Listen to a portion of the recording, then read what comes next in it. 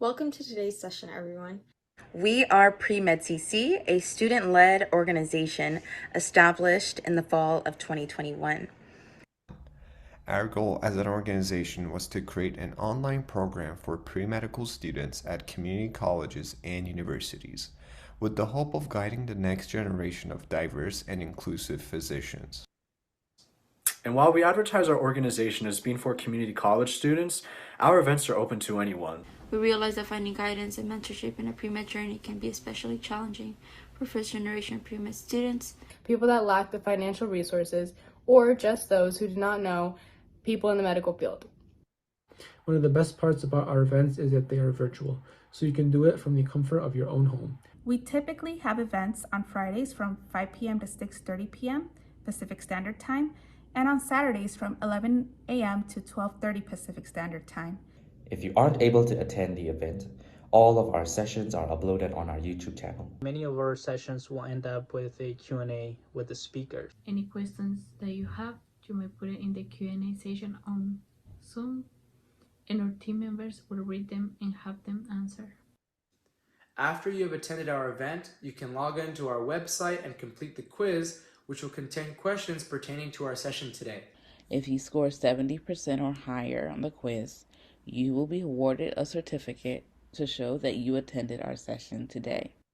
If you want to stay connected with the upcoming events or just want to tell your pre-med friends about the Premed CC, you can find us on Facebook, YouTube, Instagram, and TikTok as @PremedCC. Hello, everyone, and welcome. My name is Veronica, and today I have the honor of introducing Foos in Medicine, Alexis and Irvin. First, to start off with Alexis. Alexis Ivan Aleman is a rising third-year medical student at UCLA DGSOM in the UCLA Drew program. He is the oldest of 4 children from Mexican migrant parents. He was born and raised in South Central LA. Growing up, he did not know he wanted to be a doctor, but he always knew he wanted to work in the medical field. And it wasn't until he met a Latino physician, medical student, that he believed that he could do it too. While at California State University Northridge during his pre-med years, he met a Latino medical student, and that was what changed the game for him. He obtained a degree in biology and knew that becoming a physician was for him. Next, we have Irvin Garcia Real, who is also a third-year medical student at UCLA DGSOM. He was born in a small pueblo in Mexico and grew up in Washington State. As an immigrant and first-generation high school and college graduate, Irvin is passionate about health and educational equity and will become the first doctor in his family. With the help of his classmate Alexis Aleman, they have co-created the Foos in Medicine social media platform, where they have reached millions of people with the goal of inspiring others from underrepresented backgrounds to pursue their dreams in medicine and higher education. Alexis and Ivan, welcome and thank you for being here today. Thank you for having us. Yeah, thank you for having us.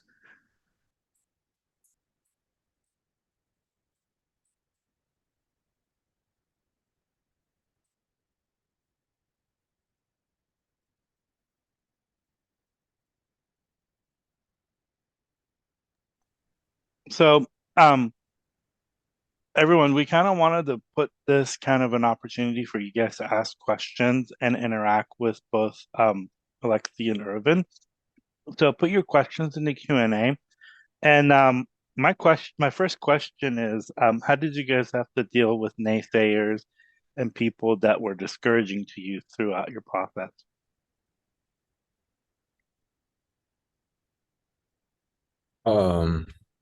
Throughout our journey of getting here, is that? Yeah, getting into medical school. Yeah. Yeah, I mean, I think it starts off with like first, not really knowing that you want to go into this field, and then once you get there, having all of those questions yourself, like of like what to do, right, and who to ask and how to go about it. And then when you do get there, yeah, like when you do find some sort of like resource or someone to ask, it starts to become more of a question of like, you know, like, damn, can I actually do this? I don't know anyone else that has done it. And and yeah, so I mean, back at home, certainly, like there's nobody to ask in the like in the community, like, you know, there's like, unfortunately, it's not common to go to college or even less medical school, so you know, I can't really go back home and ask someone like from my neighborhood or community for help on this. So it's scary to, you know, go out of your way to reach out to these people, that, you know, either from school or you know, hospitals, doctors, whatever. It's kind of scary to really, like, you know, be, you know, just send messages and try to go out your way to ask these people for help. So I think that's also part of like that struggle, you know, that we all probably face. And yeah, no, I mean, once you get more in like educated on like what you got to do, yeah, you start hearing, like, you know, the scary stories, one, about how hard it is to get to med school, let alone, like, you know, how many Latinos there are, but just how hard it is to get into med school alone. Like, you have to, like, essentially almost like stop a river, you know, to get into med school. Like, that's how hard it's become. And that also becomes scary, right? So yeah, I mean, I think Irvin and I have like similar stories in terms of like, you know, we were going to college and stuff. You know, I think like we both took school seriously, obviously. But you know, of course, we have people that, you know, without us, whether it was like a teacher that didn't take it seriously initially, like, you know, I certainly experienced things like that. Whether it was like peers in class who, you know, based on like your appearance or whatever, like, at least for me, like, they didn't think, they probably thought I was just sitting there in class and stuff. And I felt that way at times, and it was discouraging at first, but I honestly, I just use it as like a fuel to like push me, if anything, and just prove all of them wrong.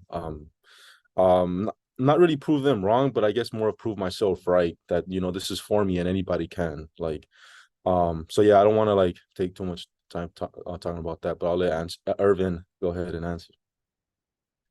Yeah, no, I agree completely with what Alexis said.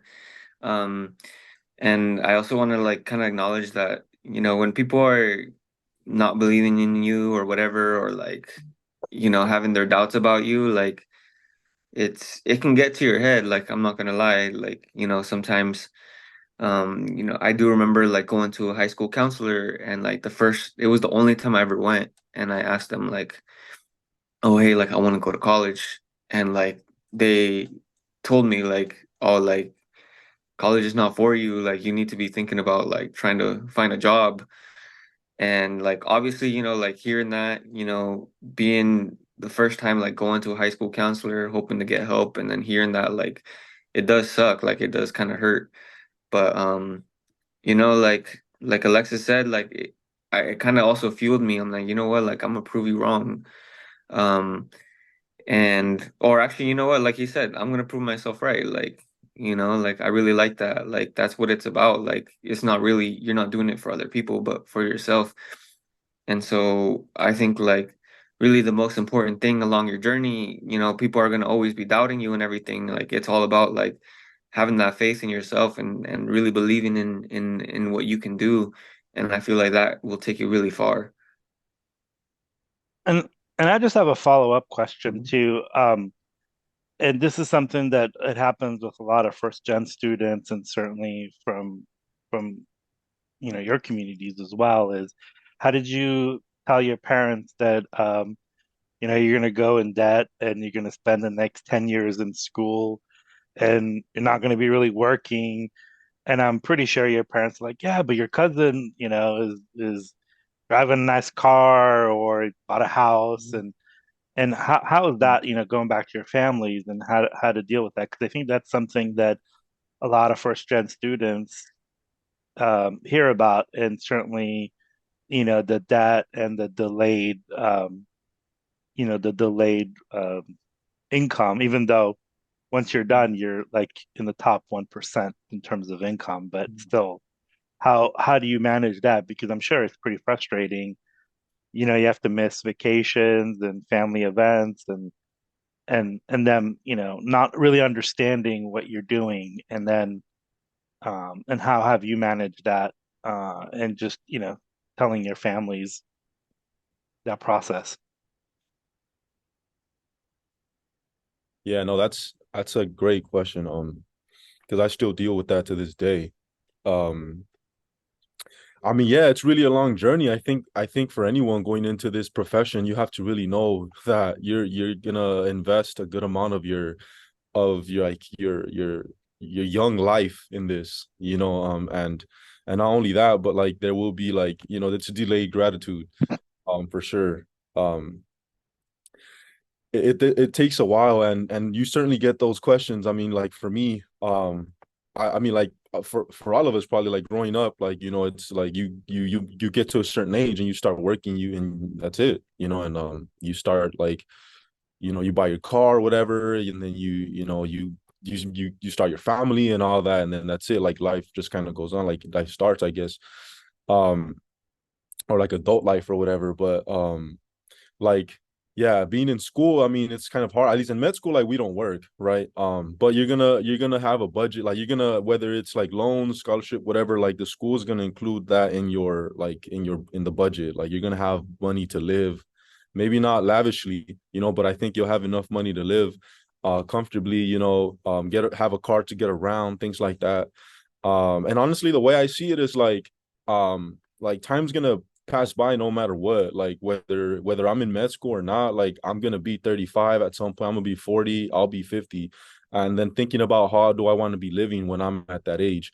I'm gonna be in that same job that I could have been doing after high school, or do I want to be a doctor? And I think that's the way I put it. Um, because I absolutely rather be a doctor. And it's just gonna be a little sacrifice that everyone's gonna do right now. You're gonna get those questions a lot. People are gonna ask you like, how long is it gonna take, and this and that.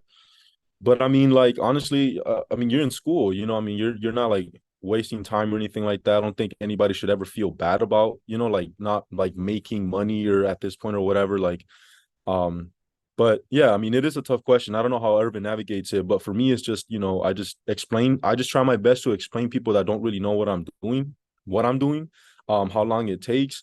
And yeah, and I'm gonna be a doctor. Like that's kind of it. Yeah, for me personally, honestly, I've felt kind of a lot of guilt also coming to school and everything because like my family really relies like on me and my siblings a lot, like on pretty much everything. Like they don't speak English, and they have trouble with a lot of things, and like it just like pretty much feels like me and my siblings have to like help out on everything. And then growing up too, like I would always help them out with work. Like I was always working, always after school they would take me to work, and it was always like my role to like contribute and help out. And once I started taking school more serious, like it honestly did lead to a lot of conflict within my family. Like they would be like, oh, like you need to be working or whatever, blah blah blah, like you're wasting your time with that. And it was kind of hard, like for them to understand like what this was. They didn't graduate high school, they didn't go to college, and none of that. So like it was hard to try to like get them to understand what I was doing. And then even more so like going to med school, and how long that takes. Like when I got to undergrad, like they thought I was in medical school or whatever. Like, and I had to like explain it so many times, like I'm not in medical school yet. Like this is like another thing, and then you do this for like 4 years, and so on. Um, but anyways, like over time, I feel like I was really grateful. I'm really grateful that like my parents started like understanding this more, being more understanding of it, like, and just being more supportive. They do still to this day, they'll tell me sometimes like, oh, like well, they don't say it as much anymore, but like they used to say like, oh, why don't you do something shorter? Why don't you do something shorter, like so you can start making money or whatever. Um, but like I just explained to them like this is my dream, this is what I want to do, like, and thankfully, my parents have been understanding of that and supportive.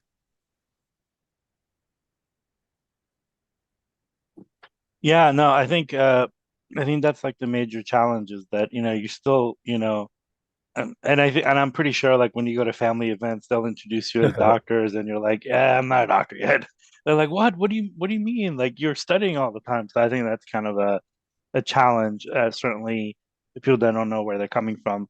Um, this is the question I want to ask Alexi is So when you were, when you start talking about going pre-med, when did you start talking about that? And also, how did you face with the negative, somebody from South Central LA going to Northridge, how did you deal with that?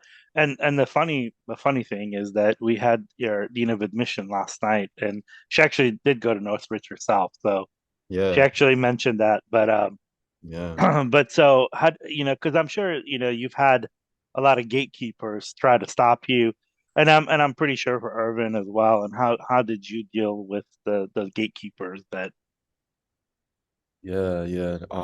Yeah, no, Dr. Lucero is also a matador. She want to see son like me. So yeah, we have that connection. Love her. And I love CSUN. But so yeah, I mean, I think starting at CSUN, I think for me was like the best thing that ever happened to me, really.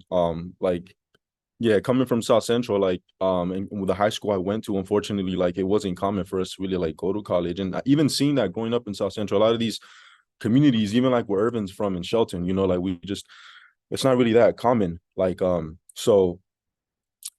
I got a CSUN, I really didn't know I had no clue what I was gonna do. I didn't know, like I was in pre-med. I don't think I ever heard of the word pre-med like until I was at CSUN and in high school and stuff like that.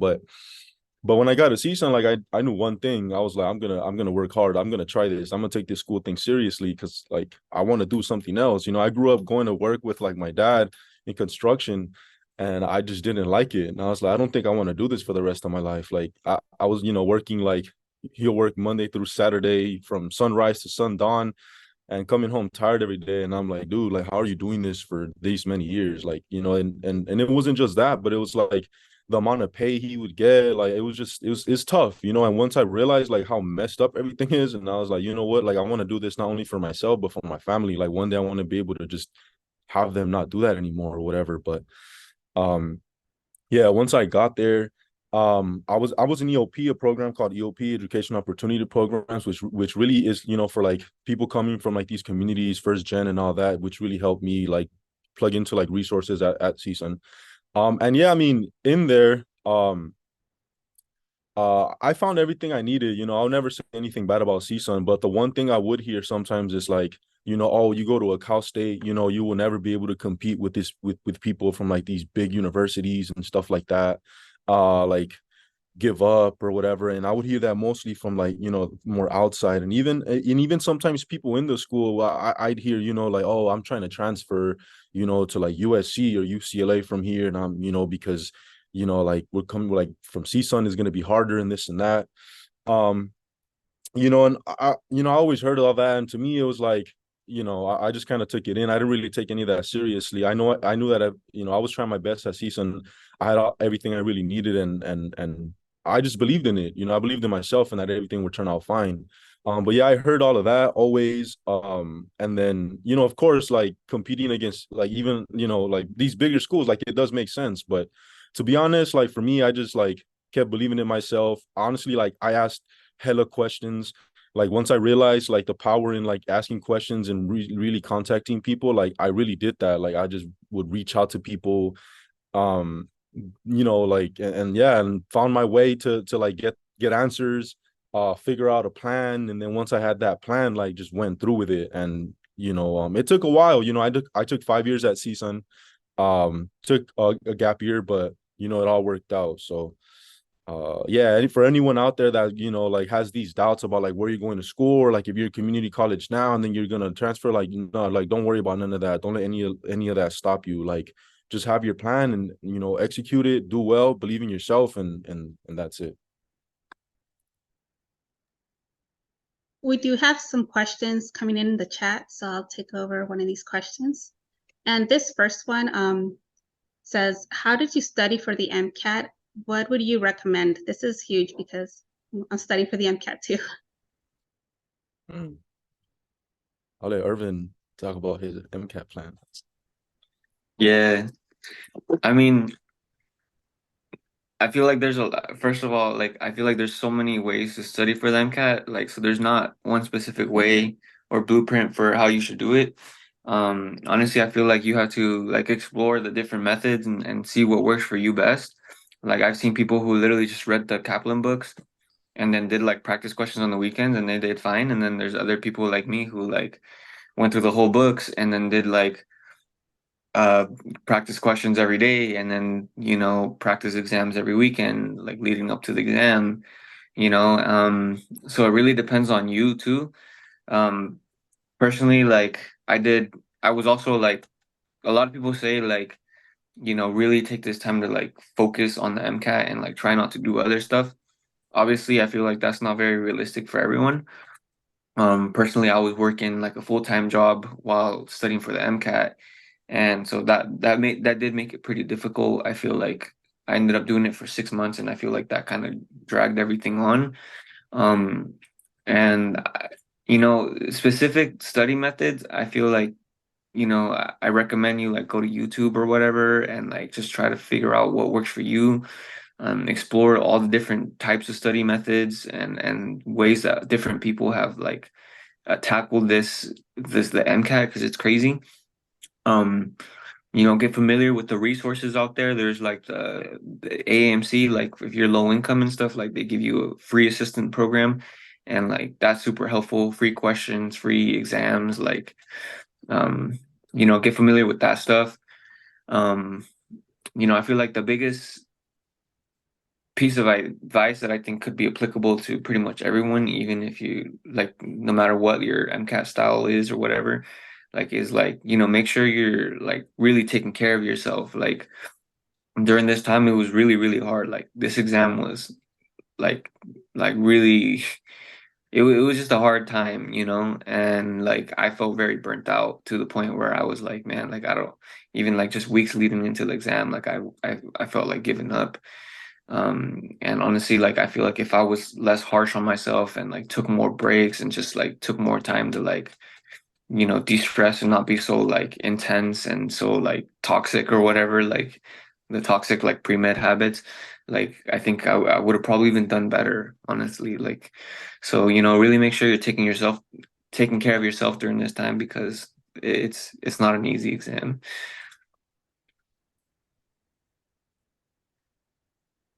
Yeah, I don't know if I I, I mean I think Irvin covered it honestly. I mean the only thing for me like that like I always tell everyone is like just yeah, there's no specific blueprint like Irvin said. There's no specific way to study for the MCAT. But the one thing I would say that I think really helped me was asking a lot of people, you know, so like kind of like we're doing now and we're talking about how we studied for the MCAT. I also like I use UWorld, that was my primary resource. I kind of read a bit. Um, just pick people's brains, you know, talk to different med students, people that have taken the MCAT, ask them how they did. But I do think there's a such things like overdoing it. Like, you know, I guess don't ask like too many people. There's too many resources out there. You're not going to use everything. That's just how it is. But you know, talk to a couple of people, ask them how they did it. You know, sit down, think about how you learn best and your learning style. Give those things a try and then see what works best for you and then develop your plan and then go through with that plan and don't change it, you know, because it's going to be easy to hear, oh, you know, fulano is using this and oh they're doing good and this and that, and then you're going to want to switch last minute. Like no, like don't do that. You know, I know it's easy to like feel that way, but like you got to stick to your plan. You got to believe like the work you're putting in, that's, you know, you're going to see the improvements and the score increases with the practice exams and all that. And yeah. So I'll continue with the next question. Did you all have any mentors that guided you as a pre-med or as a medical student now? Yeah, I think everyone will tell you like mentorship is so important. Like mentorship is like, you know, especially if you come like you're the first in your family to go through this, like I think it's really important for you to have people like help guide you. Um, to be completely honest, I feel like I didn't have too many mentors. Like I didn't really know how to like get connected with mentors. Like in undergrad, I felt like I was just figuring it out on my own most of the time, and I just felt like I didn't really have too much guidance, which honestly I don't recommend. Like if there's people out there like doctors in your community or whatever that you know of, like reach out to them, or if you like even med students, whatever, like nowadays, like social media is huge, and there's like a million people on Instagram or whatever, like who are med students just talking about their journey, like, you know, connecting with them even, like, you know, there's so many ways to get connected with mentors nowadays. Like, you know, I feel like you should definitely do it. And I don't recommend you doing what I did, which was kind of blindly went through everything. And I did have some mentors along the way, but it wasn't like anything too crazy. But yeah, I don't know, Alexis, I don't know if you want to add something to that.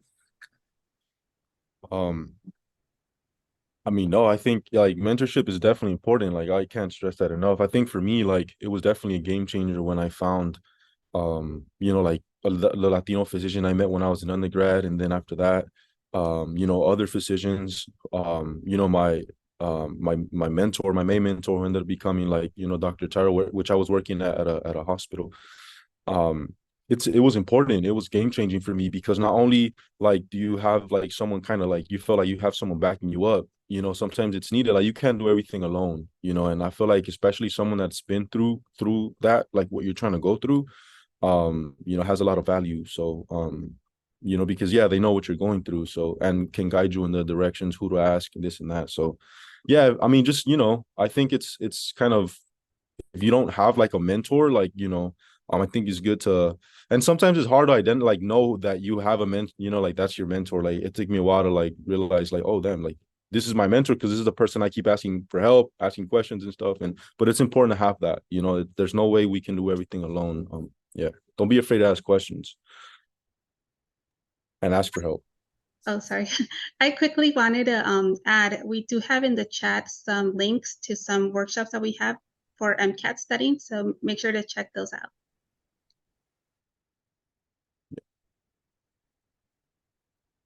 Okay, now on to the next question. We do have someone asking about full ride scholarships, and how did you guys find those resources, and how were you able to apply and stand out to receive those scholarships? Yeah, I think there's so many ways to get scholarships.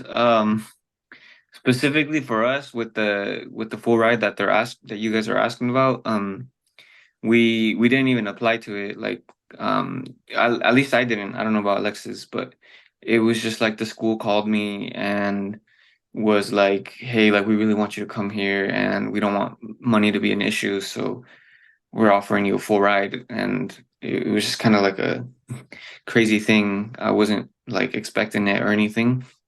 But you know, like definitely like when it comes to scholarships, like I feel like as an undergrad and everything, like I was very like I was out there like applying everywhere. Like I always try to apply for scholarships. And so like just getting like looking online for like the big scholarships, there's, you know, like your schools or whatever, like they'll have like scholarship announcements or like a page with a bunch of scholarships like listed. Like I would look into those.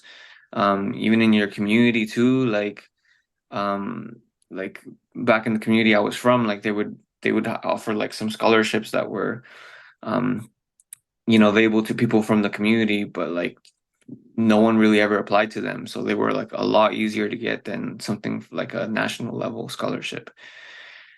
But yeah, I think there's definitely like, you know, when you have your scholarships, like make sure you write down like your like a good personal statement, and honestly you can recycle it. Like don't feel bad, like you pretty much, a lot of people ask the same question when it comes to like scholarships and stuff like that, like, you know, if just change it up a little bit or whatever, like but yeah, I think that's, yeah, I don't know, Alexis, you want to add something? Oh no, I mean, yeah, like we do get that asked that question a lot, and unfortunately, like I feel like med school scholarships should be more of a thing, should be more common. When I was looking into applying, like yeah, it's weird. Like a lot of med schools don't like have these scholarships that you can apply to when you're applying to the med school.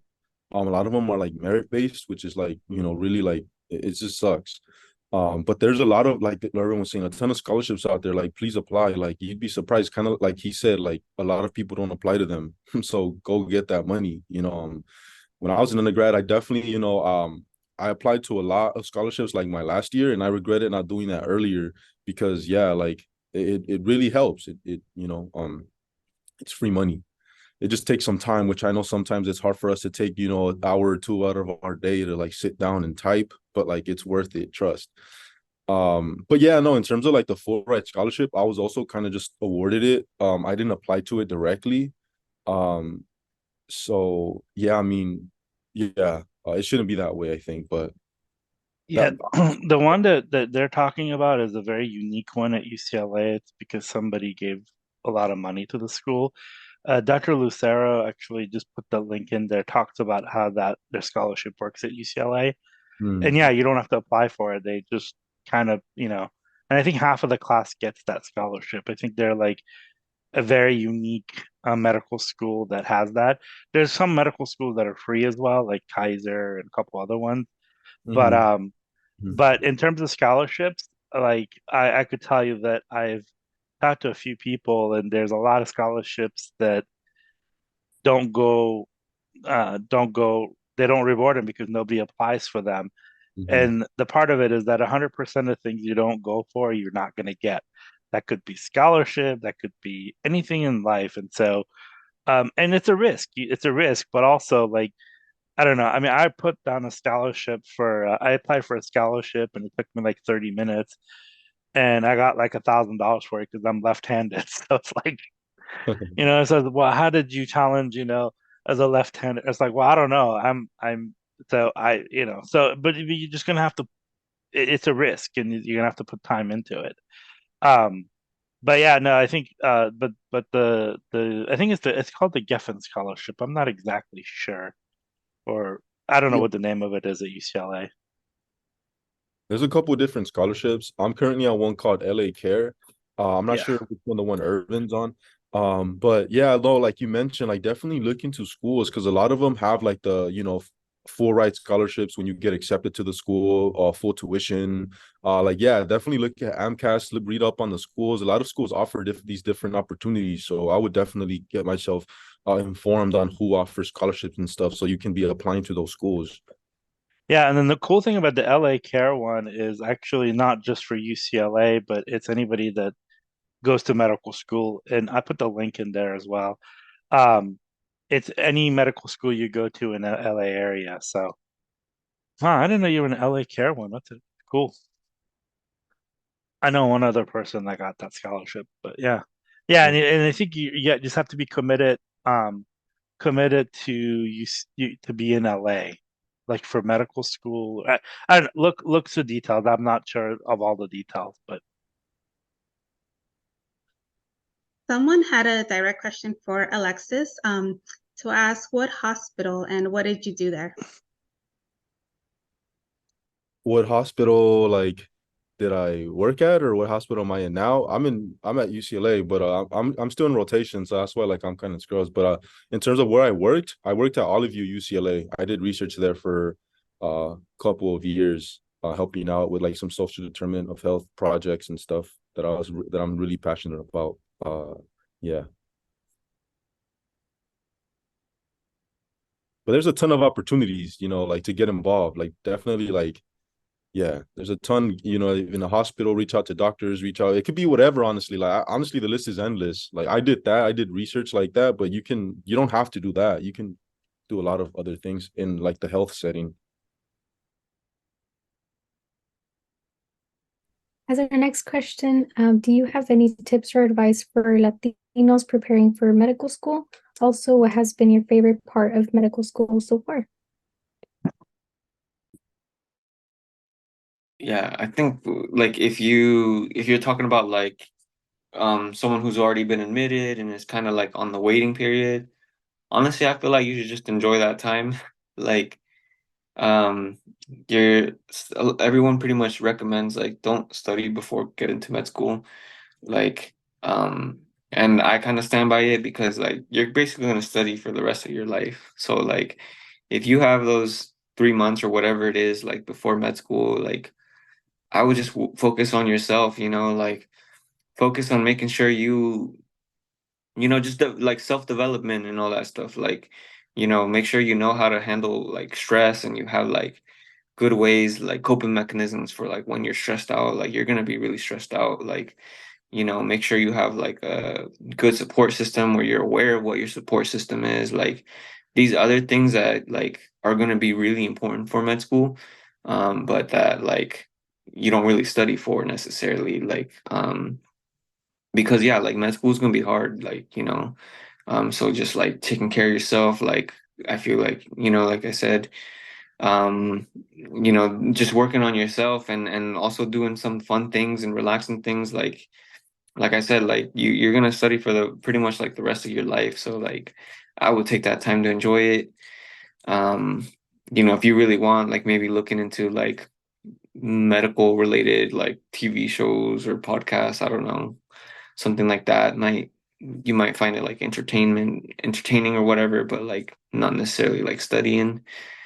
Um, yeah, I think that's what I would do. Like if I was in that position where like I was about to go into school, I would just chill.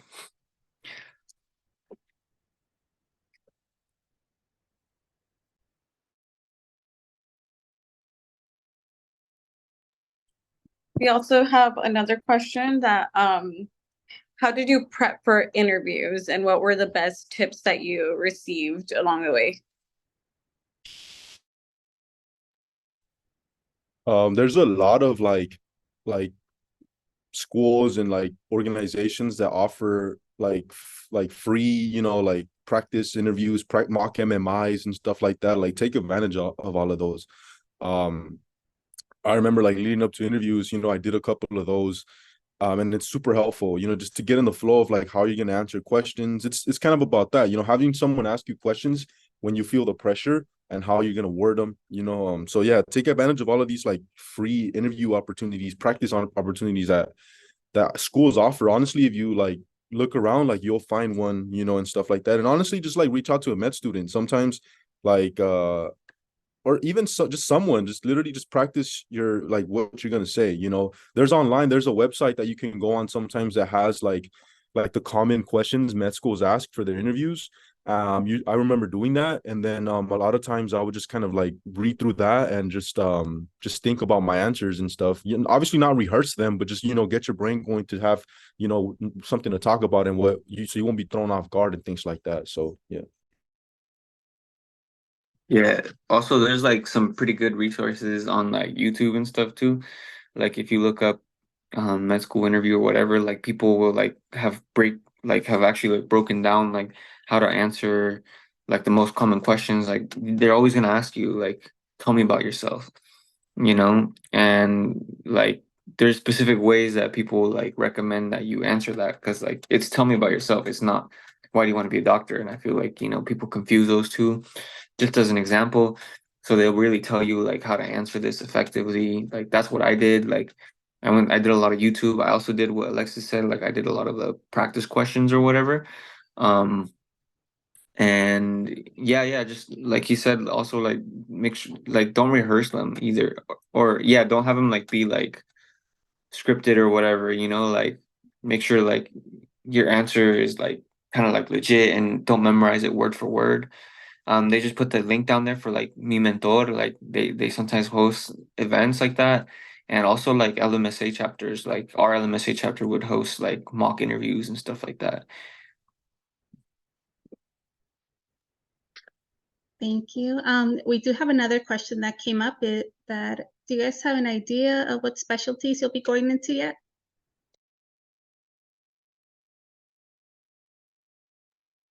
I'm still on the drawing board. I want to go into emergency medicine. They got what is it, 6 months before you have to submit no, about almost a year, right? Before you have to submit your EROS. We still have a little bit of a while, yeah. It's not you guys. It's not the Taylor Swift thing. It's actually it's called ERA. But yeah, I think it's a year from now, right?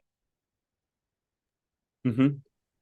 About yeah, we're starting third year. I'm gonna take an extra year, so a little bit longer for me, but it should like about a year. Yeah, starting fourth year.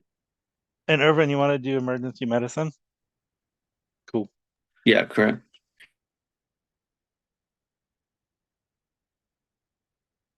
Okay. How did you stay motivated before being in medical school, and how do you continue to stay motivated throughout this journey?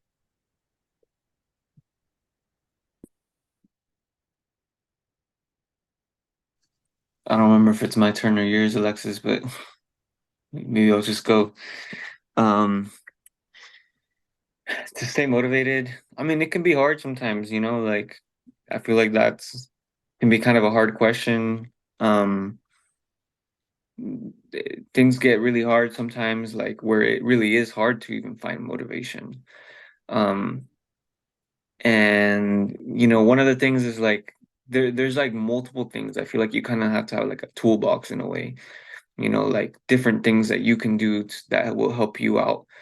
Um, you know, for me, always for sure, like trying to remember, like go back to why I'm here, like why I wanted to be here in the first place, like, you know, like why did I apply to medical school? Maybe even going back to my medical school application and reading my personal statement. Like if you're starting to like kind of lose sight of why you're here, like going through that might even help. Um, you know, also like, yeah, like I used to like actually I made like an Instagram reel about this. Like I used to literally like write down notes, like these post-it notes, and I would like write things on there, like just like that I found motivating, you know, like just words of affirmation, or like even just like writing down why I'm doing this, or like I would even write like, oh, remember when you were out here doing this, and you know, like out there grinding, like working or whatever it was, like, you know, now you're here studying, and I would write those things and I would like put them on my computer, and that also motivated me. Um, also, what else?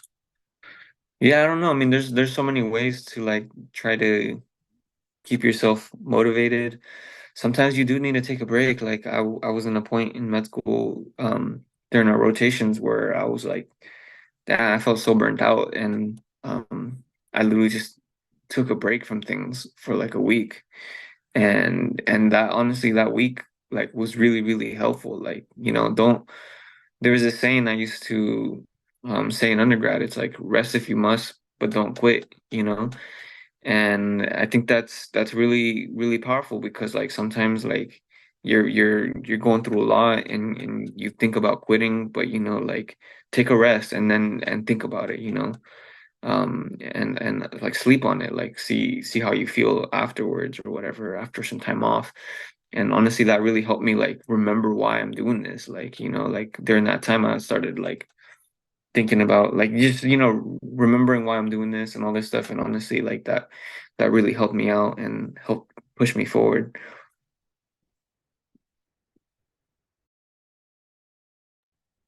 Yeah, I just want to touch real quick, like on staying motivated, and it's hard. Like this profession is definitely hard, right? And at times it's definitely like hard to like it's easy to forget like how bad you wanted this and how hard like you worked to get here, and like why you're doing it when you have so many things going on. Um, you know, like a long day.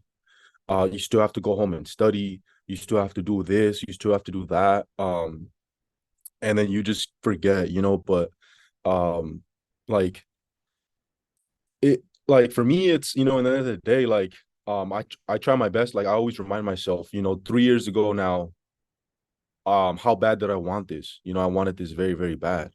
Um, like you know, and just thinking about why I wanted it, right? Why am I going into medicine? To be that difference for people, for patients, for families, you know, that you know, I wish I could have had that doctor that spoke Spanish to my mom growing up. You know, I want to be that for people. And now that I've been in clerkships and I've had that opportunity, it reminds me and it makes me feel amazing. So just reminding myself about why I'm doing this is, you know, what keeps me going. And also, you know, sometimes like I'll go to work like here and there when I have like a spare day, not as much anymore, but definitely during my gap years, I'll go to work like with my dad again just to remind myself what that was like. And boy, like, yeah, like one day after not doing that, next day it's like it was like a full body workout, and it's like I'm super sore, and I'm like damn, this is tough, and I'm certainly not like comparing that, because I think these struggles are like, I'm blessed to be, complaining about a long day in the hospital and having to study all day. Like, I think, it's different. Um, but that's tough, and I certainly respect doing like people, anybody who does stuff like that. And when my point is like seeing him struggle like that, and then putting it in perspective with my struggles, like that motivates me too, to keep it pushing, seeing that from my family. So yeah.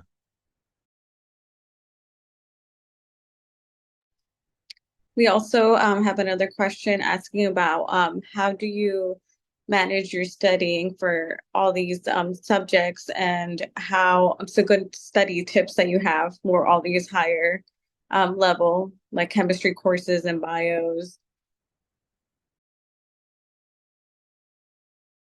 I certainly don't miss those. What was that? No, I was like, I certainly don't miss those, but it was fun though. Go for it. Yeah. Dang, I feel like I've been out of undergrad for a while. I don't know, at least for medical school, at least, like, one of the cool things is that the stuff that you're learning, like, you can actually see it in the hospital, and it actually helps you become like a better doctor.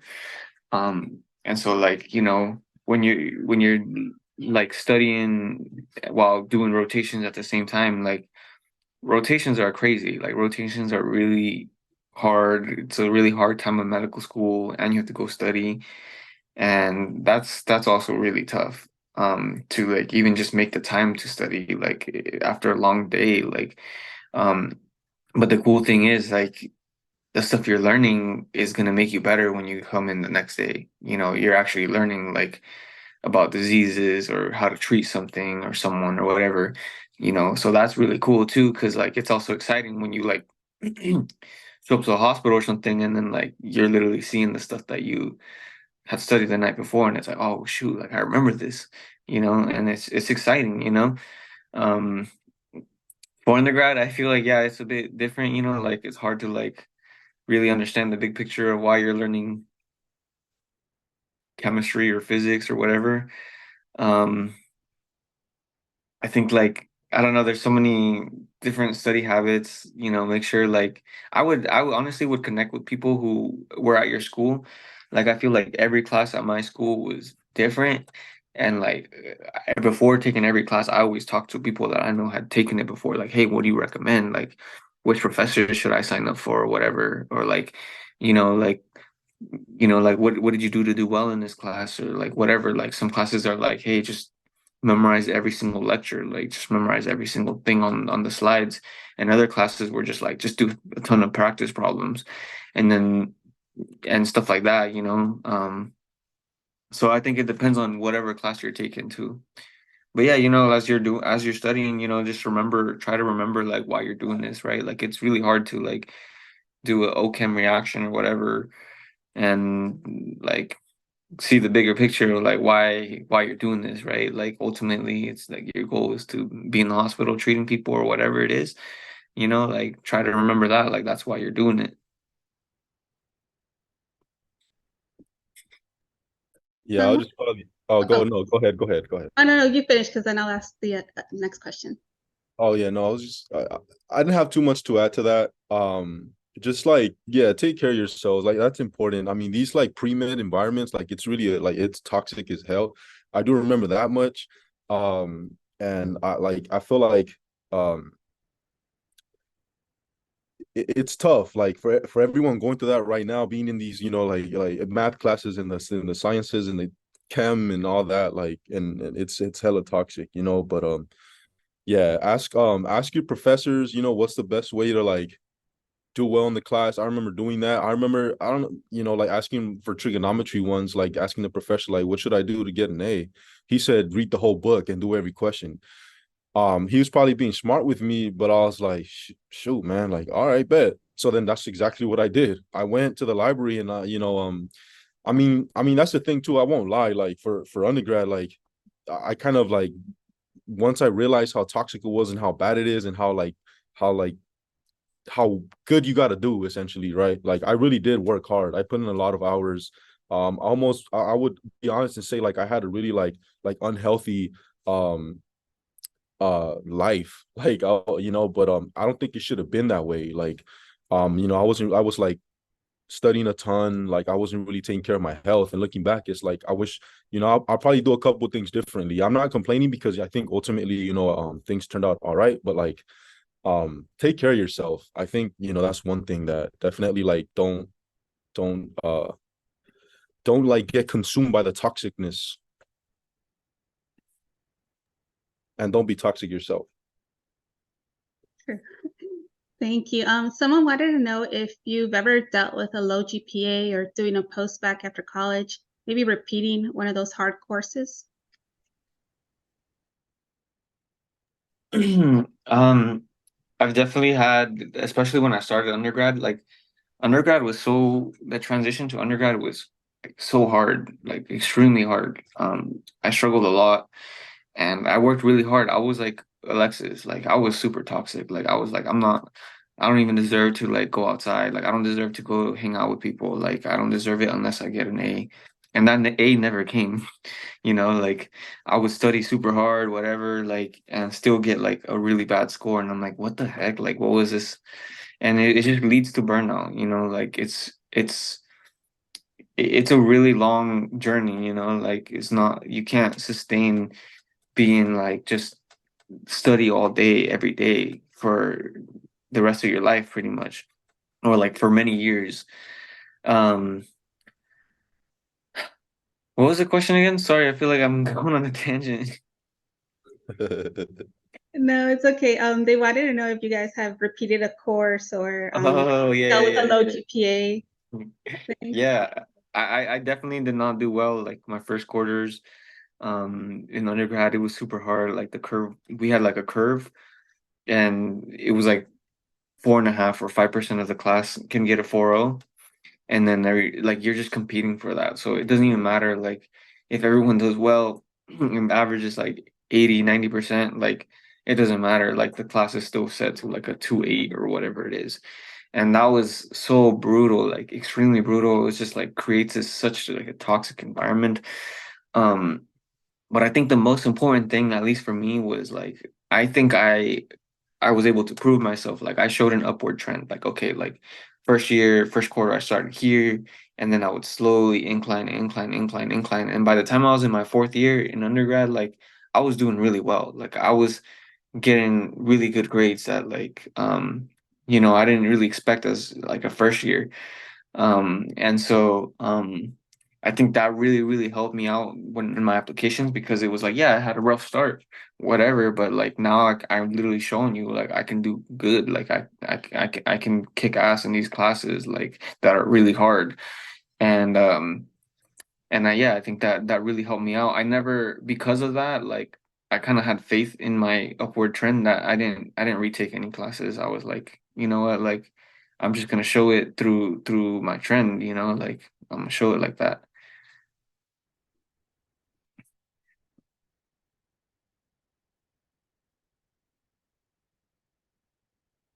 Hey, Big Foo. I mean, I don't really have much to add. I didn't retake any classes, fortunately. But like don't let that like stop you, right? I think the thing is like I we have hella classmates who have we everyone went through a different route. Like, everyone has like career changers, retaking like all these things, and even people who I think like didn't even really do research like that, didn't really do like, like it wasn't a lot of health experience. It was like other things, like literally like everyone has like a different path. Um but yeah, like don't let that stop you. If you have to retake a class, retake it and destroy it, like and just keep going. Like just like Irvin said, that uptrend is important. Yeah.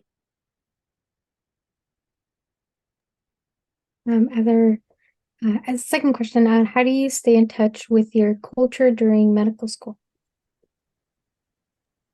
With this food. He be bumping Peso Pluma and Clet. No, I'm kidding. No, I mean, yeah, like I think that's really important because, and that's honestly why me and Alexis we started this like social media thing. It's called Foos in Medicine, and like pretty much like part of it was because like in this space you don't really see like different cultures embraced in that way. The majority of people in medical school or in medicine like come from a certain background, they come from wealth, all these things. And so like I think it can be really easy to feel like out of place, you know?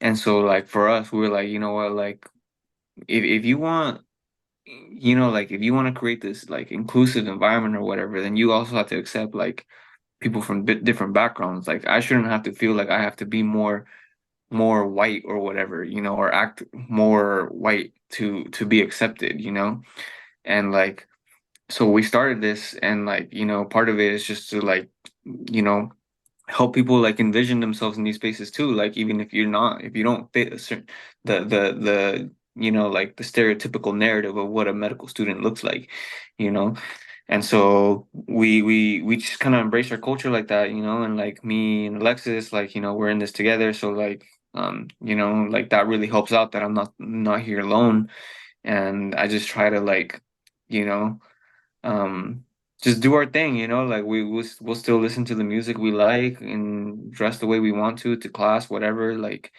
it's not, yeah, I don't know, like just like stay in touch with your culture. I think that's really important, especially like if you're out here in LA and stuff, like there's a lot of like Latino culture out here, like go to cultural events, whatever, like go get some tacos with the doñas or whatever, like I feel like that stuff is really, I don't know, meaningful to me, and I really enjoy it. So yeah, I don't know, staying in touch with my culture is really important.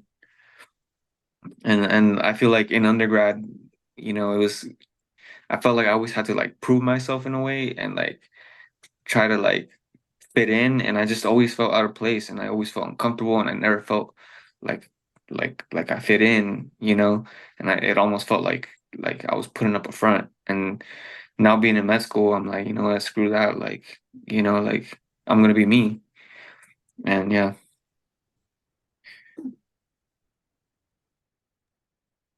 I don't have much to add to that. Yeah. This dude's a tacuache. He'll like pull up to school all crazy.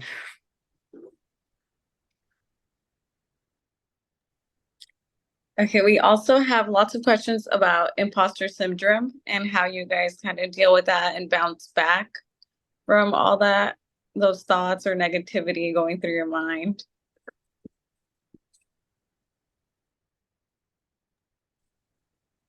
I mean, yeah, it's a real thing. I think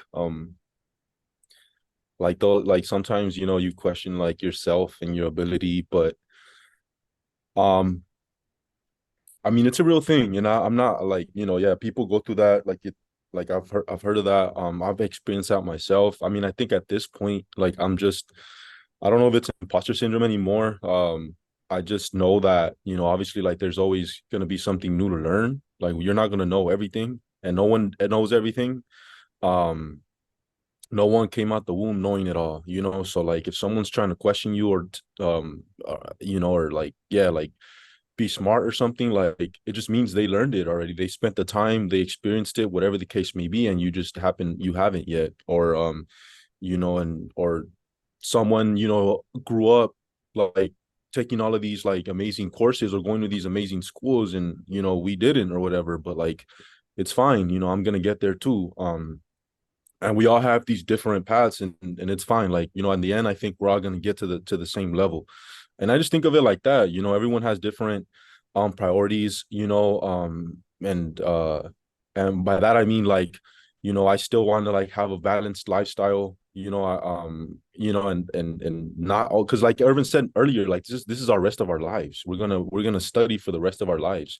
Do I want to be, studying 10 hours a day after school? I mean, I would like to want to do that, but the truth is, like, we're not robots. You can't just do that. So you still got to find the balance, even though if you feel like like we might feel like we're not at the level of others, that's fine. We're gonna get there. I think I've come to accept that for myself. I still put in the work that I need to. I still study as much as I can, in a healthy way, and still do other things I want to do, like, work out, go to the gym, things like that, kick it, go get some tacos with Irvin or whatever the case may be. Like, those things are important too for longevity. So, yeah.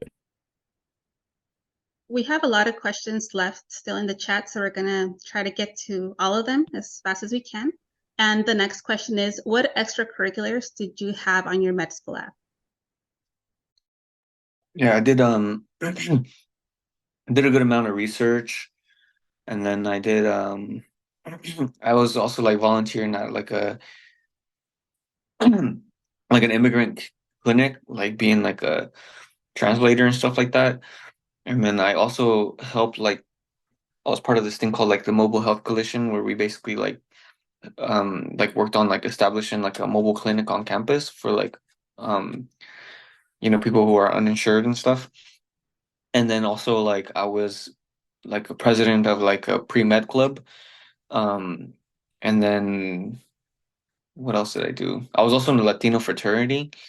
Um and then I think that the thing is, I feel like the important thing with all these activities is not like just having a long list of activities, it's what you do in them, right? Like, you can be like the president of a pre-med club, but like that doesn't mean anything if you didn't do anything, like do something about it, like take these experience. For me, it was always like whatever I end up doing, like I'm gonna do some big stuff with it. Like, I'm not gonna just like sign up for all these roles. Like, I want to do something big in everything I do. And so I would only take up like one or two roles at a time and just like do a lot of stuff with it. So, like, for example, like in the pre-med club, like I helped like start a scholarship, for example, and like that to this day is still going on. So, like, thinking about those type of things that will really elevate your application.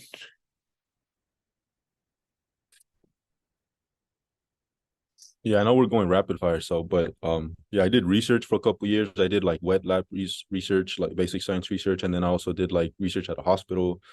Before I started doing that research at that hospital, I volunteered there, like for a year. I also volunteered like at other hospitals, like just greeting patients, things like that. What else did I do? Like I volunteered as like basketball coach, like those little things. Even though it's not health related, I still put it on my application. Things like that, like what you do in the community. Um, yeah, those are like my main experiences that I talked about for my application.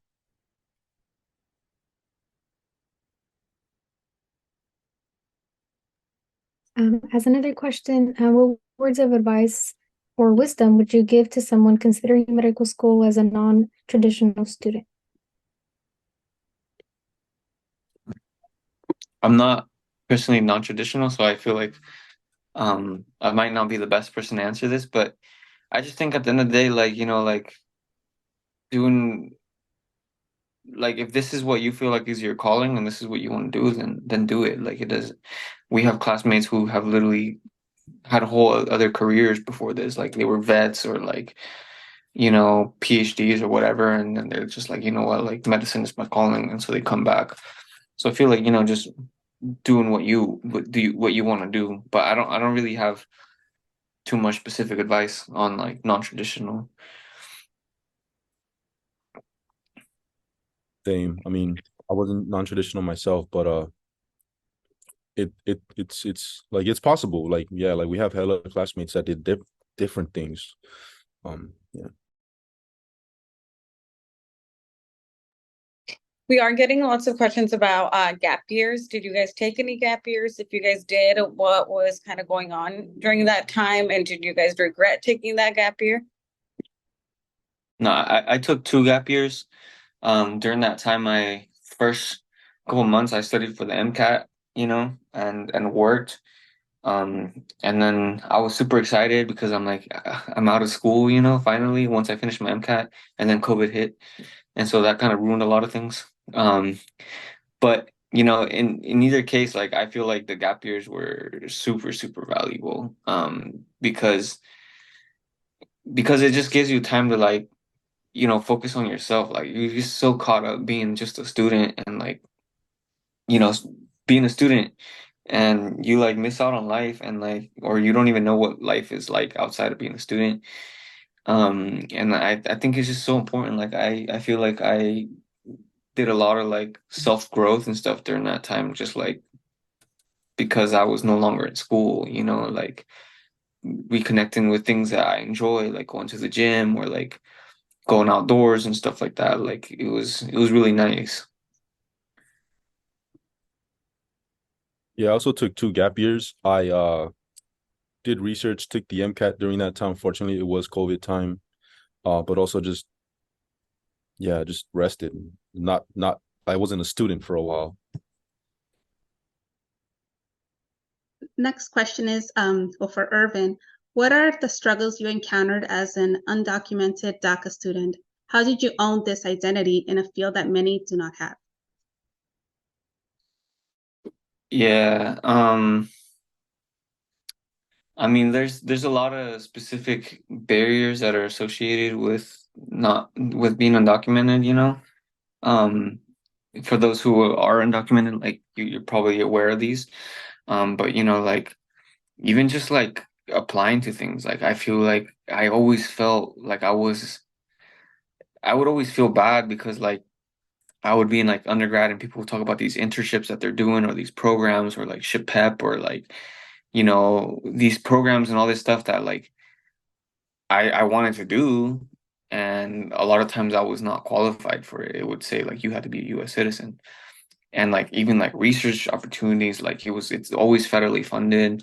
And so like I just felt like it really sucked, you know, like I was always like, man, like I'm excluded from so many opportunities. Like it looks like I'm not doing anything, but I'm not. Like it's not like that, you know. Like sometimes I'm like I don't have a fancy internship on my resume, but like I'm just doing the most that I can with what I have, you know. And so, you know, like I for research, like I just went up to a lab and I was kind of just like, hey, like I want to like do your dishes and all this stuff, and then eventually I like butted my way in. And I was like, hey, like I want to learn more about the research going on, like and get involved, like, and then that's how I got involved into research because I couldn't apply to like a internship or something like that.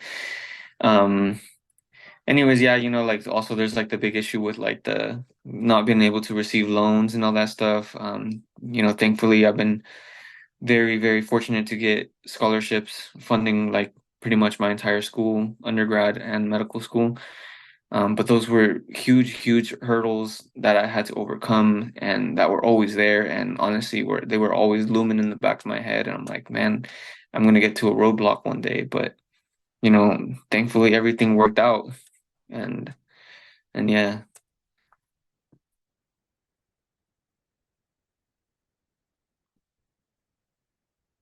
That's another question. How did you begin making connections in undergrad or even in medical school as you prepared for residency?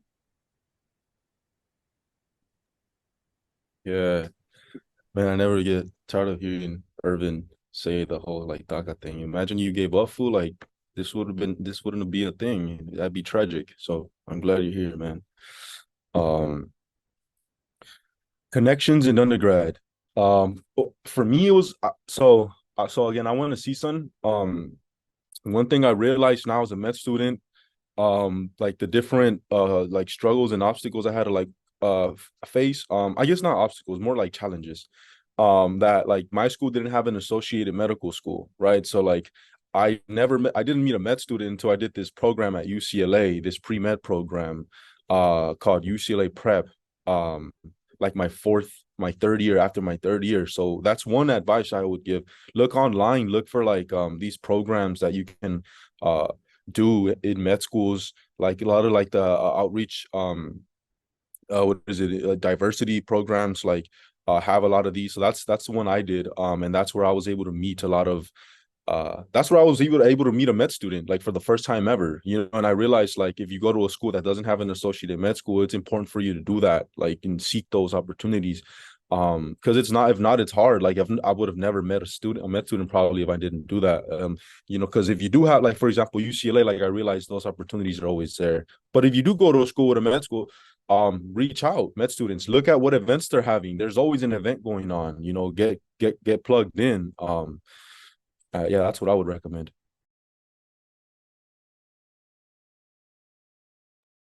We do also have a few questions regarding mental health. How do you guys kind of cope with that? And what are, besides colleagues, how are some other ways that you deal with keeping your mental health sane and healthy? Yeah, I think this is really, really important to kind of figure out before getting to med school, I feel like, is like like I mentioned it earlier briefly, like figuring out how you cope with stress is like super important, like for me, like I we don't live too far from the beach, so like I like going down there, and like even if it's just to study, like yeah, like sometimes I do have a lot of work and I can't just like, you know, not study this time, so I take my work to the beach, and I'll just be there chilling, and I really enjoy that. Also, me and Alexis, we work out, and that's been a really huge like stress reliever, really good on our mental health, like kind of just you take it out on the weights, I guess. And that's been great too. And then also, like our schools, like our school offers like therapy and counseling and stuff. So like, like definitely like if you feel like you need that stuff, like get plugged in with that stuff too. Like that some people find that really helpful. So like, taking advantage of those resources too.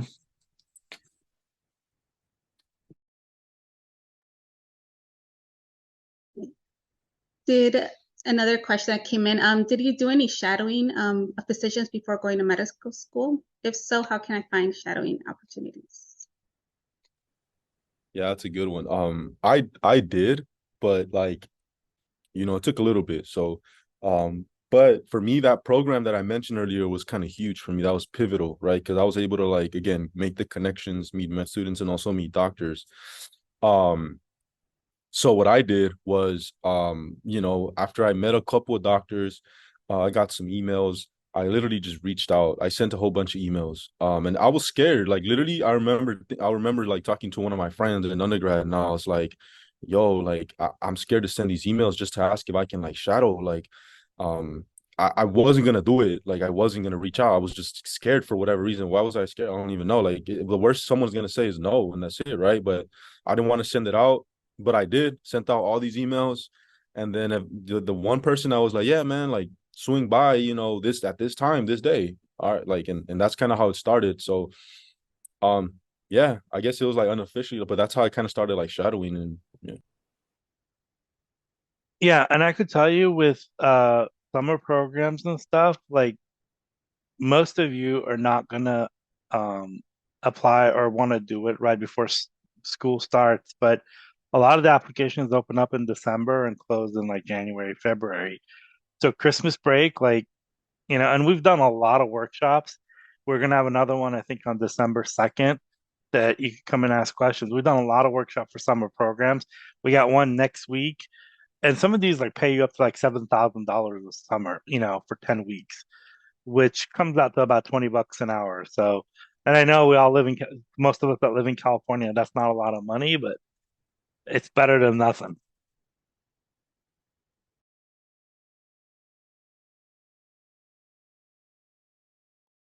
So our next question, what skills or habits would you say have helped you not just do well in medical school, but also grow personally?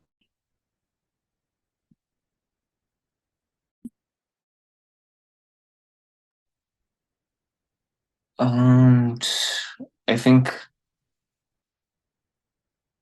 I think one of the most important skills that I feel like I've developed is like understanding like when I'm getting too tired and when I need to rest. Like in undergrad, I feel like I would just power through, and it was always like, like keep going, like who cares, like whatever, like I don't care if I'm tired, like I'm gonna keep studying, keep studying, keep studying, keep studying. And I would just find myself being in these loops where like I'm not even being efficient anymore. Like the majority of things that I'm learning are just like not actually being retained.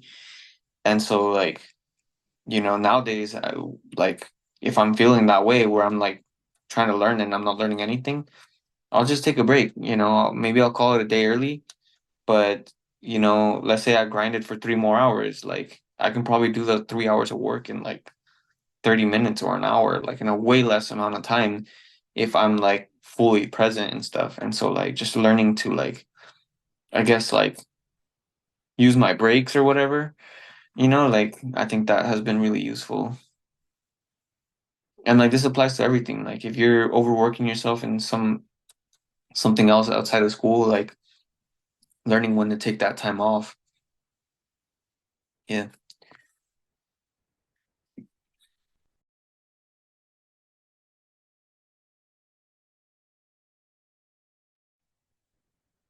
One question also was also how do you manage cultural pressure? Like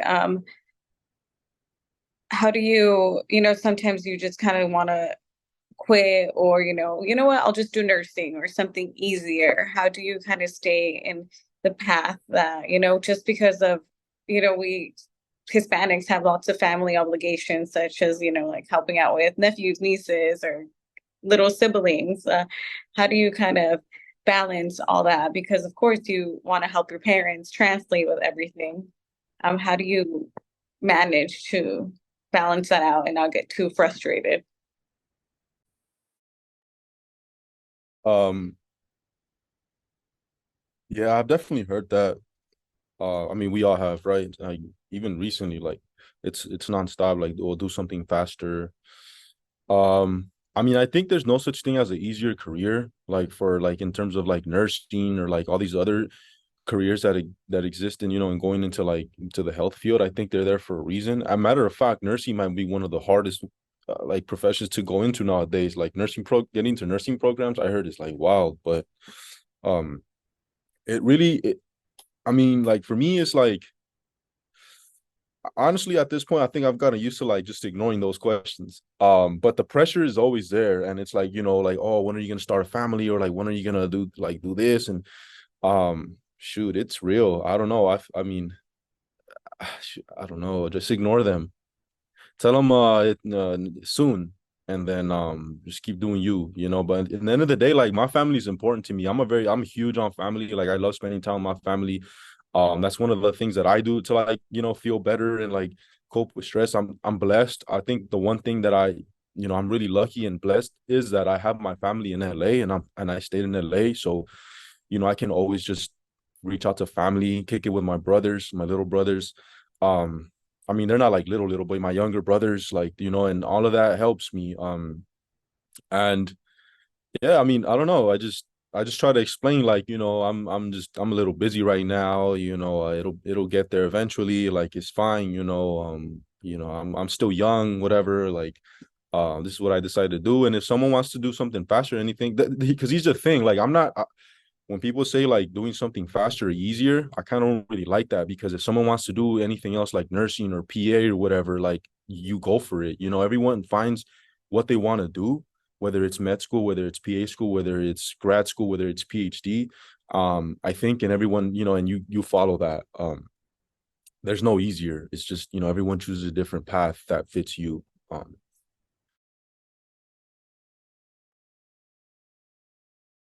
Was there a rotation that you've done that you surprisingly really liked? Psych. I don't think I ever like, yeah, like, psych never really crossed my mind, but I really enjoyed that rotation. Yeah, I did it in South Central too, which I think helped, but yeah. I think also psych kind of surprised me too. Like I didn't even think about that before med school, and it's actually pretty cool.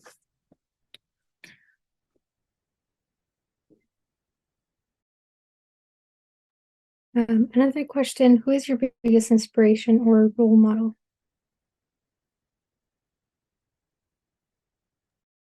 I think for me is like my parents, like, um, you know, they don't have no fancy titles or nothing like that, but they came to this country, like a whole foreign place, you know, where everyone speaks a different language, and they came here with nothing, and like, you know, and they did this all for like me and my siblings and stuff. And so like for me, it's just really inspirational that like they've been able to, like just, grind and everything and like get us to where we're at right now. And like now me being in med school and everything, like honestly, like I owe it a lot to them. So they're a huge inspiration to me.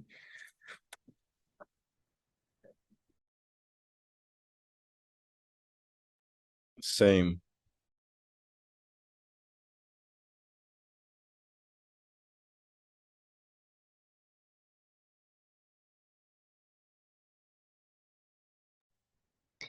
Next question is about MCAT scores. And are you guys comfortable sharing your scores? And did you guys have to retake it more than once?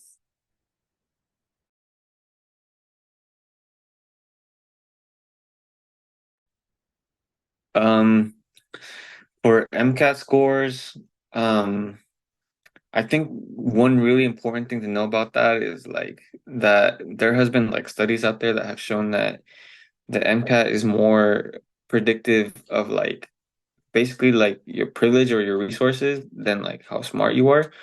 And so I really don't like recommend people to get caught up with like what the averages are. Like when you apply to med school and everything, like it's super like discouraging to like see that basically why does it seem like every school requires like a 90th percentile MCAT? That's really hard to get. But you also have to realize that like also like the majority of people who are applying come from a background that not everyone comes from, right? Like they're literally like I remember seeing like AAMC studies that showed like I think it was 80 or 90% of the people come from literally the top bracket of like money income, you know? And so that's literally almost everyone, and just like keep that in mind. That means like if you come from that, like are you really like working a full-time job while doing the MCAT? Like, like are you maybe affording like the MCAT courses, all those things, tutors, like people have tutors, like it's just crazy. Like, like I feel like I really don't like talking about like MCAT scores that much because like, just do the best you can, give it your all and everything, but like don't compare yourself to these other numbers, like these not everyone comes from the same background. Yeah, I mean, the thing is that like you have to always look at where you're at. I mean, there's people that spend like $30,000 studying for the MCAT. Their parents could write that check, but if your parents can't write that check for you, it doesn't make you less than. You could still get in, but just do the best that you can where you're at. Um, and being the best as you can is putting in that's you have to answer that to yourself more than anything else. Like you can't live somebody else's standards or dreams or whatever. Like you got to say, okay, I put in the best effort that I could, and it is what it is. Like obviously, the person who you're not going to be able to. It's kind of like you're not going to be able to compete with that person. Just like if I show up on a basketball court against somebody who's 6'7", he's going to eat me. And I'm terrible at basketball, but that's just I'm still going to go out there and play, but you're gonna but you're not like it's not a zero sum bias where it's like there's like I think like 17 or 18,000 seats in medical school, and there's people that come in all shapes and forms, and but you have to be happy with yourself, and you're still going to have imposter syndrome. I mean we've had deans of medical schools that have come here and it's like, yeah, I still I've been medicine for 20 years and I still feel with deal with imposter syndrome. But having community, I think it's the most important thing. And I think what they're talking about, like obviously Alexi and Irvin, they became friends and that's their little community, and they'll build a community at their med school and their families. And I think that's just a really important part of it is not forgetting that. Yeah, thanks for that, Juven. And I think I said like I sent like a laughing emoji accidentally in the general chat. I wasn't laughing at the question. I was trying to, yeah. Anyway, the MCAT is a hard exam. The one other thing I'd add, like everything like that was said right now, like 100%. Is there you're gonna have a hard moment while studying for it. or maybe not, but I think speaking from experience, like, I had a really tough moment, and there was a point in that stretch of my studying where I like wanted to really give up. It was really hard. Like I felt like I wasn't like smart enough, competent enough, able to, whatever. But you just gotta push through, just push through. It's gonna be hard. Like it's easier said than done, and I know it. But you just gotta keep pushing through and keep putting in that same work, keep putting it in. You're gonna get through that hump. And once you get through that hump, I think you'll feel so much better, and you're gonna start, finally seeing results and all that. Whatever it may be that you're trying to get past, whether it's like getting a certain score, getting a certain amount of questions right a day, whatever the case may be, getting a certain score on a certain section, anything like that. Like just keep pushing, and I think you'll get there. I remember hearing that myself. Someone told me that once. Like, there's gonna be this really dark stretch, like literally dark. Like I feel like it's like damn near depression, because I was like, damn, this is hard. Like my whole future, like it's an exam with a lot of like high stakes, right? High stakes exam. So of course we're gonna feel a lot of pressure. But once you push past that, I think you'll feel way better. And that I felt that way. And thinking back is like, you just got to push through and believe in yourself, and find the things that make you feel better and things like that outside of it. But just keep putting in those hours. Thank you. The next question is, how did you write your personal statements? Any tips on what to include and not to include?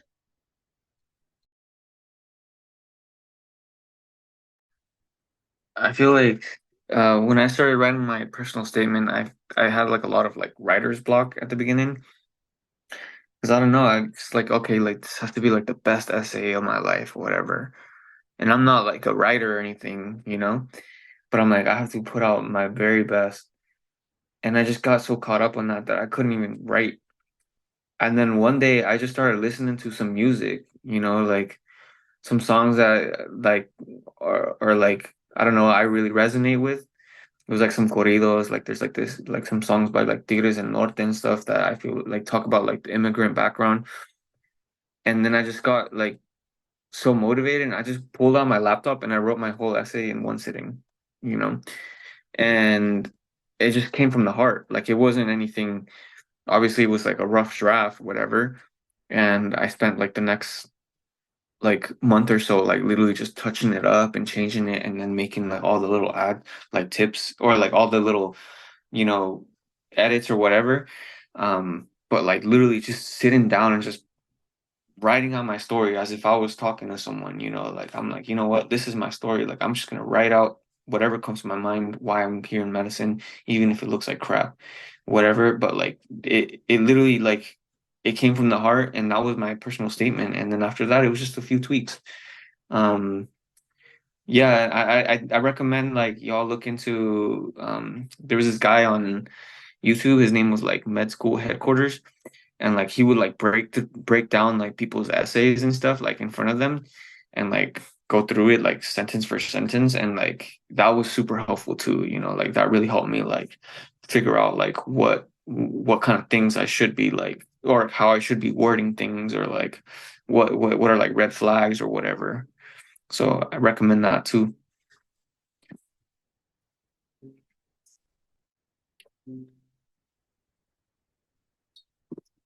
As another one of our questions, what did you major in college, and do we have to major in pre-med during undergraduate?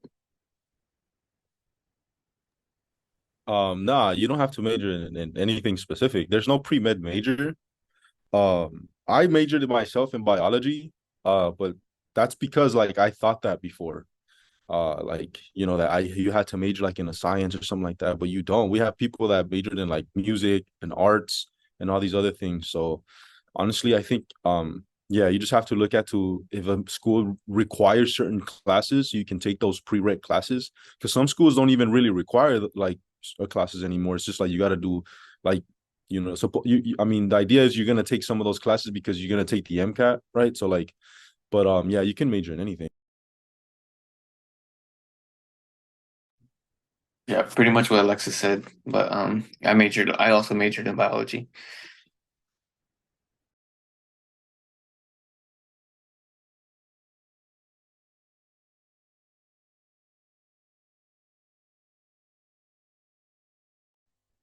All right. So how are your peers in medical school now, like in 2013 versus when you guys first started?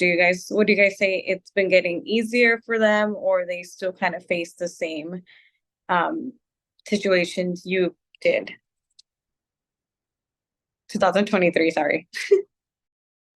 Wait, sorry, what do you mean? Like, could you maybe like clarify that? So what if Yeah, the new so students here?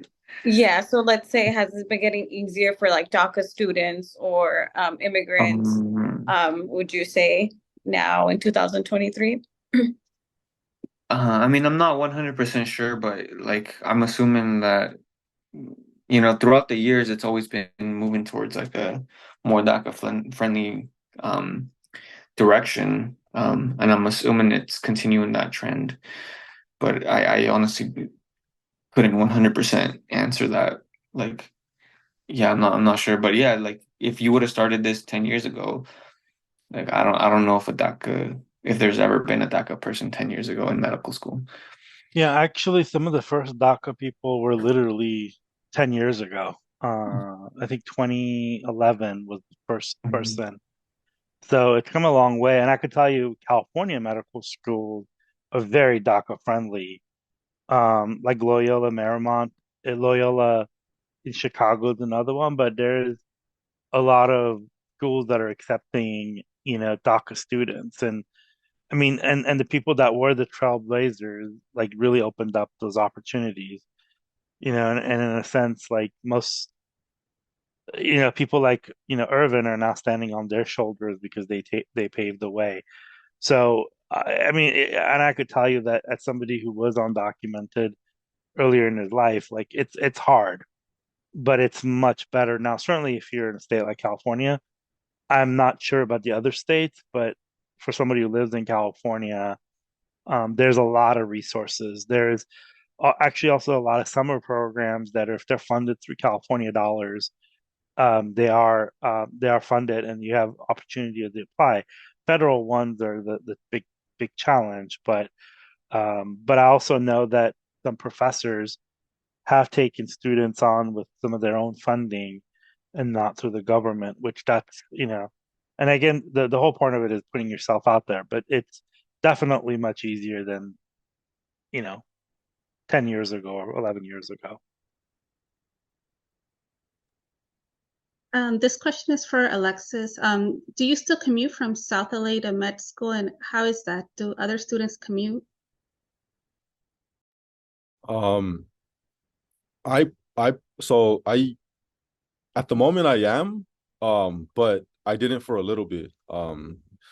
I just got used to commuting because I commuted to CSUN like all the time. I was there from South LA. So like, LA traffic is just a part of life out here, and I'm kind of used to it now. But yeah, we have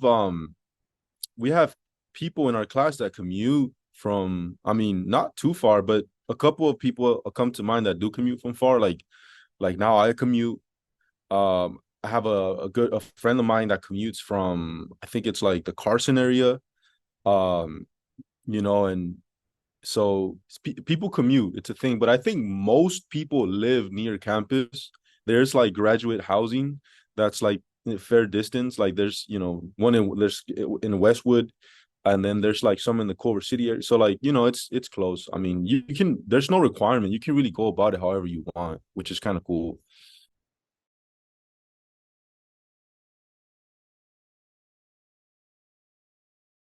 Another question, what do you think was the one thing that got you into medical school, into UCLA medical school? I don't think there was a single thing that got us into med school, at least not me.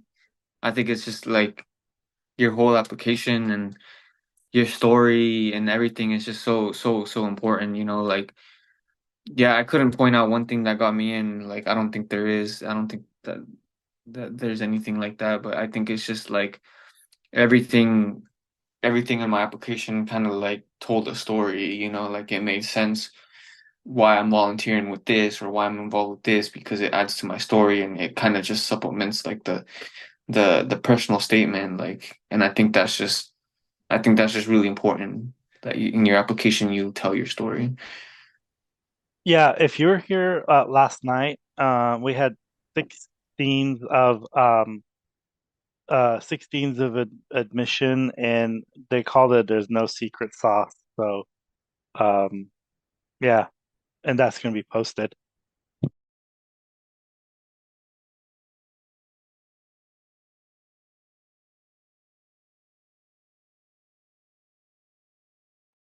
I have last question. Someone else to ask that question?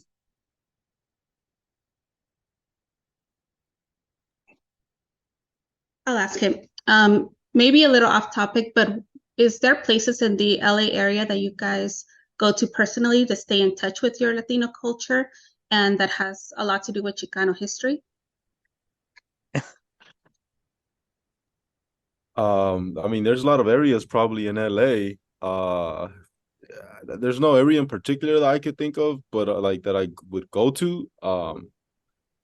Yeah, but there's if you want to find it in LA, you're gonna find it, whether it's like some sort of Chicano like event or culture, or like, you know, if you just want to get some tacos at a food market that's like more Mexican styled, like or like Latino styled, you know, with foods from everywhere, like you'll find it.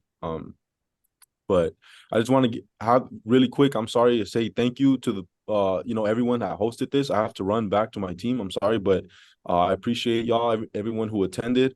You know, I hope you guys learned something from this. And yeah, see you guys. Thank you, Alexis. Irvin, do you want to add to the last one? Because you're not from LA, so. Yeah. I think for me, like, I one of the reasons why I came to LA was like I really loved the culture out here, you know, and so I really like made efforts to like go out there and explore and everything. I think some of the biggest ones are like going to the food markets. There's like the Avenida 26. There's like some other ones downtown, like El Gato Night Market. Um, and also like going out to like East LA, there's some places out there, like there's really good food out there, and it's like all Latinos and everything. And so like I really enjoy that, even if it's just like chopping it up with like a taquero or something, like that feels really nice and it feels very like welcoming, you know. Um, there's also places like what is it? Plaza Olivero in like downtown LA, which is also a cool spot. But even just LA in general, I feel like there's a ton of Latinos out here. Well, to somebody that grew up down there, is LA is Latino culture. And also, you know, there's a lot of things. You don't have to go far. They're in every corner.